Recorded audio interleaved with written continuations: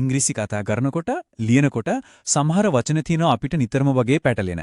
ඉතින් අද අපි හදන්නේ ඒ වගේ වචන ටිකක භාවිතය හරිම සරලව සිංහලෙන්ම පැහැදිලි කරගන්නයි. used to, would, may, might, have to මේ වචන ටික දැක්කම පොඩි අවුලක් වගේ හිතනව නේද? ඇත්තටම මේක ගොඩක් දෙනෙක්ට තියෙන ප්‍රශ්නයක්. හැබැයි ඉතින් බය වෙන්න කිසිම දෙයක් නැහැ. අපි මේක හරිම ලේසියෙන් විසඳගමු. හොඳයි. අපි බලමු මොනවද අද කතා කරන්න කියලා. මුලින්ම බලමු අතීතයේ පුරුදු ගැන කියන used to සහ would පාවිච්චි කරන්නේ කොහොමද කියලා. ඊට පස්සේ අපි used to be ගැන කතා කරනවා. ඊළඟට may සහ might වලින් කියවෙන අවිනිශ්චිත බව ගැනත් have to පාවිච්චි කරලා වගකීම් ගැන කියන විදිහට බලමු. අන්තිමට මේ හැමදේම සාරාංශ කරගමු. හරි, එහෙනම් අපි පටන් ගමු පළවෙනි කොටසින්ම. අපි ඉස්සර නිතරම කරපු හැබැයි දැන්නම් කරන්නේ නැති දේවල් ගැන ඉංග්‍රීසියෙන් කියන්නේ කොහොමද කියලා තමයි මුලින්ම බලන්න යන්නේ. මෙතන තියෙනවා හරිම සරල ඒ වගේම වැදගත් වෙනසක්. used කියන එකට පුළුවන් තනියම වාක්‍යයක ඉඳන් සම්පූර්ණ අදහසක් දෙන්න.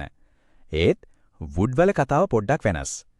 would පාවිච්චි කරනකොට ඒක අතීතයේ දෙයක් කියලා පෙන්වන්න අපිට අනිවාර්යෙන්ම තව මොනවා හරි කියන්න වෙනවා. උදාහරණයක් බලමුද? හිතන්න මෙහෙම කියනවා කියලා.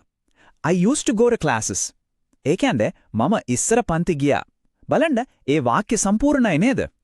used to go කියව ගමන්ම තේරෙනවා මේක ඉස්සර කරපු දැන් කරන්නේ නැති දෙයක් කියලා. වෙන මුකුත් ඕන නැහැ. හරි, දැන් අපි would පැත්තට යමු.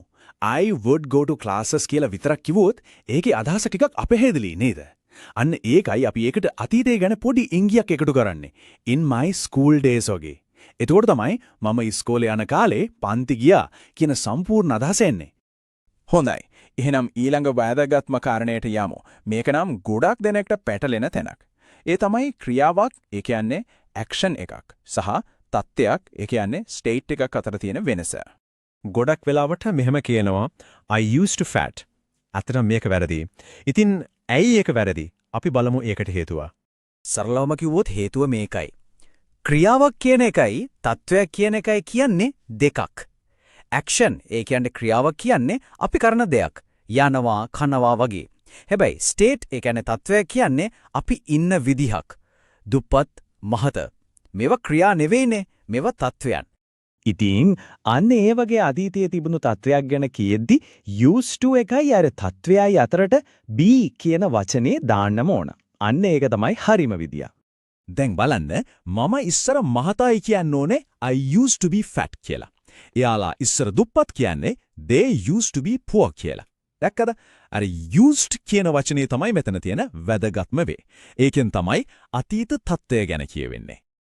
හරි, දැන් අපි යමු ඊළඟ මාතෘකාවට. ඒ තමයි මොකක් හරි දෙයක් වෙන්න පුළුවන් හැබැයි ෂුවර් නෑ. අන්න ඒ වගේ අවස්ථාවකදී ඉංග්‍රීසියෙන් කියන්නේ කොහොමද කියලා බලන්න. මේ සහ might මේ දෙකම පාවිච්චි කරන්නේ ක්‍රියාපදයකට කලින්. මොකක් හරි දෙයක් වෙන්න පුළුවන් ඒත් ඒක ස්ථිර නෑ කියලා කියන්න තමයි මේව පාවිච්චි කරන්නේ. පොඩි දෙයක් තියෙනවා කතා කරනකොට ගොඩක් වෙලාවට might කියන එක තමයි වැඩිපුර පාවිච්චි වෙන්නේ. උදාහරණයක් විදියට it may rain by evening. ඒ කියන්නේ හවස් වෙද්දි වහින්න ඉඩ තියෙනවා.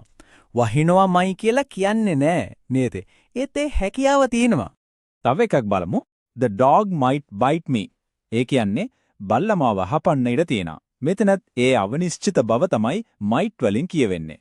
ටිකක් දිග වාක්‍යයක වුණත් මේක පාවිච්චි කරන්න පුළුවන්. The bus might leave before you come. ඒ කියන්නේ ඔයා එන්න කලින් බස් එක යන්න ඉඩ තියෙනවා කියා. වෙන්න පුළුවන් දෙයක් ඒත් සිර නෑ. හරි. අපි දැන් බලමු අපේ අන්තිම මාතෘකාව. ඒ තමයි යම් දෙයක් කරන්නම වෙනවා. ඒක අපේ වගකීමක්. එහෙම නැත්නම් ඒක අනිවාර්යයෙන්ම කරන්න ඕන දෙයක් කියලා කියන්නේ කොහොමද කියලා. මේක හරිම ලේසි. වර්තමානයේ ඒ කියන්නේ දැන් මොනවා හරි කරන්න වෙනවා නම් අපි කියනවා have to. හරි has to හරි කියලා. අතීතයේ මොනවා හරි කරන්න වුණා නම් ඒකට කියන්නේ had to කියලා. අනාගතයේදී කරන්න වෙයි කියලා හිතන දෙයකට අපි පාවිච්චි කරන්නේ will have to. වර්තමාන කාලය ගැන කතා කරද්දී මතක තියාගන්න ඕන පොඩි දෙයක් තියෙනවා. කතා කරන්නේ he, she, it වගේ ඒක වචන කෙනෙක් ගැන නම් අපි has to පාවිච්චි කරනවා. හැබැයි I, we, they වගේ බහුවචනත් එක්ක පාවිච්චි කරන්නේ have to. හොඳයි. එහෙනම් අපි මේ කතා කරපු හැමදේම එකපාරක් ආපහු මතක් කරගෙන බලමුද ප්‍රධානම කරුණු ටික මොනවද කියලා? හරි. මතක තියාගන්න ඉස්සර කරපු දැන් කරන්නේ නැති ක්‍රියාවකට අපි කියනවා used to. ඉස්සර තිබුණු දැන් නැති තත්වයකට කියන්නේ used to be. මොකක් හරි දෙයක් වෙන්න පුළුවන්. ඒත් ස්ථිර නැත්නම් මේ හරි might හරි. අනිවාර්යෙන්ම කරන්න වෙන දෙයක් ගැන කියනකොට කාලය අනුව have to, had to නැත්නම් will have to. ඔන්න ඕක තමයි සම්පූර්ණ කතාව. ඉතින් මේ දේවල් ඉගෙන ගත්තට පස්සේ පොඩ්ඩක් හිතලා බලන්න Tamanටම තිබුණු පරණ පුරුද්දක් ගැන used පාවිච්චි කරලා ඉංග්‍රීසියෙන් කියන්න පුළුවන්ද කියලා. මොකද අලුතින් ඉගෙන ගන්න දේවල් පාවිච්චි කරන එක තමයි භාෂාවක් දියුණු කරගන්න තියෙන හොඳම ක්‍රමය.